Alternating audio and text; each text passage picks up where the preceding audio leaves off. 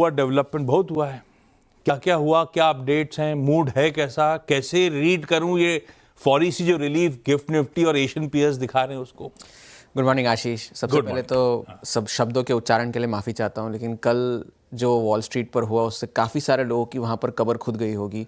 क्योंकि जिस तरह का स्विंग हमने देखा वो उस इंडेक्स के इतिहास में पहले कभी नहीं हुआ, और ये सिर्फ 10 मिनट के अंतराल में हुआ। डाउ जोन्स कल 1300 अंक नीचे खुला, एक वक्त पर 1600 अंक नीचे था, फिर थोड़ी सी रिकवरी आई। एक वक्त जिस वक्त पर ये खबरें आनी शुरू हुई उस वक्त डाउ जोन्स जो है वो 1000 अंक नीचे था। फिर खबर आनी शुरू हुई कि डोनाल्ड ट्रंप शायद एक 3 महीने का एक्सटेंशन दे सकते हैं टैरिफ्स को लेकर, और उस खबर के आते ही तुरंत ही 1000 अंक नीचे वाला डाउ जोन्स, S&P इंट्राडे दिखा दीजिए यहीं पे, और 1000 अंक नीचे वाला जो डाउ जोन्स था वो 550 अंक ऊपर डाउ जोन्स हुआ 60 सेकंड के अंदर। और ये आप देख सकते हैं जिस तरह की जो टिक आई ऊपर, और उसी वक्त तुरंत व्हाइट हाउस ने इस बात का खंडन किया कि ये फेक न्यूज़ है, ये इस पर ऐसी कोई बातचीत नहीं चल रही है। तो उसी वक्त पर जो 550 अंक ऊपर वाला डाउ जो वो तो फिर से 1000 अंक नीचे हो गया।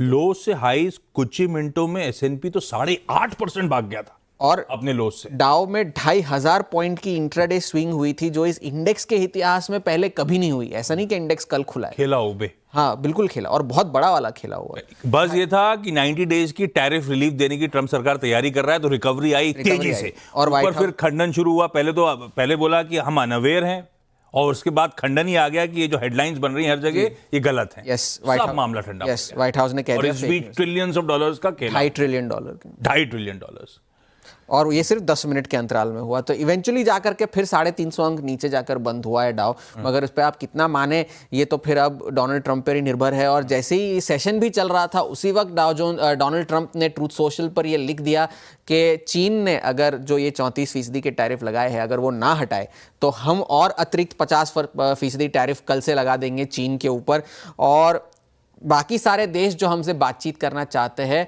उस पर तुरंत प्रभाव से बातचीत शुरू होगी, मगर चीन के साथ कोई बातचीत नहीं होगी जब तक कि ये 34% टैरिफ ना हटाया जाए। चीन ने भी इस बात का आज जवाब दिया है। अभी कुछ ही समय पहले वहाँ के जो वाणिज्य मंत्रालय है वहाँ से उनका बयान आया है कि हम आखिरी दम तक लड़ेंगे। बयान का उन्होंने हेडलाइन में थोड़ा सा ज्यादा पोलाइट साउंड कर रहा था चाइना, ऐसा पोलाइट नहीं था। पोलाइट तो नहीं है, बिल्कुल नहीं है। हम भी कदम उठाएंगे, अपने अधिकारों के लिए लड़ेंगे, आखिरी दम तक लड़ेंगे। और इस बात तो आज डेडलाइन है चाइना के लिए वो अपने लगाए हुए टैरिफ वापस लेने की, अदरवाइज कल ट्रंप साहब और 50% ठोक देंगे, ऐसा कह रहे हैं। तो अगर ऐसा हुआ तो 54% पर जो चीन पे टैरिफ है वो अब 104% हो जाएंगे। ये ऐसा हो सकता है। और अब यूरोपियन कमीशन भी जो है एक्शन में आ गया है। से चाइना बच तो नहीं करेगा, है ना? दोनों तरफ की बात है। दोनों अड़ी पे आ गया होगा अब तो मामला, दोनों अड़ गए हैं। रिस्पाइट क्यों दिख रहा है स्क्रीन पे? ये तो मामला बहुत गड़बड़ाने वाला है, बहुत गड़बड़ाने वाला है। लेकिन अब चाइना के इंडेक्स जब खुलेंगे तो पता चलेगा, क्योंकि अब जो है चाइना ने अब तक इस तरह का कोई दूसरा कदम नहीं उठाया। ये बात का एक ओवरहैंग है। अगर चाइना ने भी कह दिया कि हम भी और टैरिफ लगा देंगे तो ये सारा रिकवरी शायद जो है वो टेपर आउट हो जाए।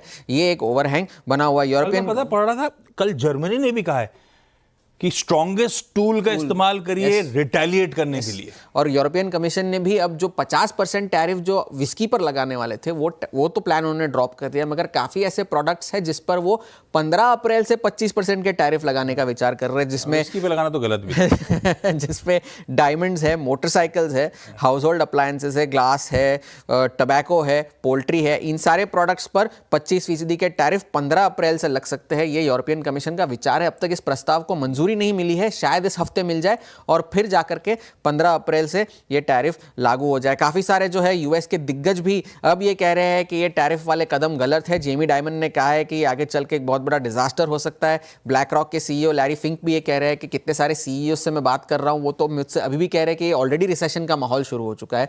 ये लैरी फिंक का बयान था। वैल्यूएशन को अगर देखें इन 3 दिनों की पिटाई के बाद तो S&P 500 का वैल्यूएशन जो है 2023 के सबसे निचले स्तरों पर आ गया, मगर ये कितना जो है रिलीफ प्रोवाइड करे ये तो कोई बहुत बड़ी बात नहीं है। डॉलर पर नजर रखिएगा क्योंकि फिर से 104 के आसपास आता हुआ नजर आ रहा है। सोने की कीमतें कल $3000 के नीचे चली गई तो मुनाफा वसूली वहां पर भी चल रही है। और 10 ईयर की यील्ड जो है वो जो एक बार 4% के नीचे चली गई थी वो फिर से 4.2 पर आ गई है, तो वहां पर नजर बनाए रखने की जरूरत है। तो हैंडओवर बहुत वॉलेटाइल है, स्क्रीन को आप इतना भी पॉजिटिवली बेसिकली ऐसे रीड करूं कि ओवरसोल्ड थे, थोड़ा बहुत रिस्पाइट का कोई बहाना भी नहीं है, लेकिन रिस्पाइट दिखा होगा। लेकिन अभी भी सिचुएशन बहुत फ्लूइड है, अभी भी अनसर्टेनिटी बनी हुई है।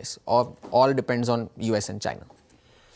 ये कहानी है भाई साहब ग्लोब की, थोड़ा सा पिंच ऑफ सॉल्ट के साथ रिकवरी को लीजिएगा। Truck of salt, truck of salt, ठीक है, सॉरी। तो ये है ग्लोब की तस्वीर, सुबह सुबह अच्छी दिख रही है। अभी दिख रही है तो अच्छी बात है, मंगलवार की सुबह तो बढ़िया होगी। फिर देखते हैं खबरें कैसी आती हैं और दिन कैसे पैन आउट होता है।